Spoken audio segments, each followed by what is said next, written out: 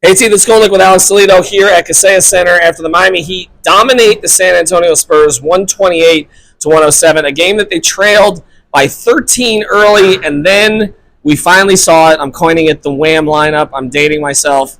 Bam Adebayo with Kel'el Ware for the first time this season in extended minutes, and then starting the third quarter after those extended minutes at the end of the second quarter, they put Ware in for Highsmith.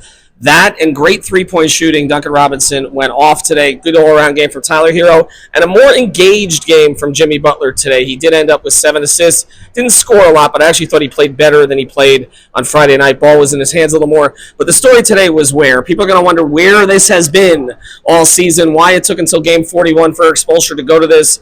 But I think they needed to give Ware some time to build up to this. But he was tremendous. I actually thought this was the most engaged the crowd has been in a very long time. And the most engaged the bench has been.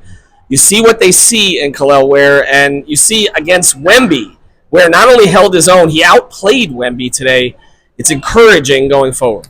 Well, I don't want to get too far ahead as far as like the "we've got Wemby at home" sentiment that I see on Twitter right now. But as far as what like we saw tonight, where it's not only Ware getting a lot of minutes versus Wemby, but it's the Wham lineup, like you mentioned, they finished a plus 23 when you combine the second and third quarter stints, where it was different lineups there, different variations, and that was really like what sparked that run in the second quarter. Like it was just incredible to watch. Like I knew like it was going to be a defensive weapon. Like that's what I think everybody could see what was going to be a thing, right? Where you could have Bam roam, you could have Ware closer to the rim. I think tonight it was because Wemby was really just killing them early in the game, and I think they wanted to find a different counter. Certainly the Spurs were not prepared for this, right? Like I doubt they had any sort of counter ready for this type of look, since we haven't really seen it all season. And all of a sudden it's like you can have them play in the zone and you got two rim protectors down there, or you could have them like Bam chase Wemby around, Ware stay by the basket. Like you can throw different looks out there. The offense is more the concern, but that wasn't a problem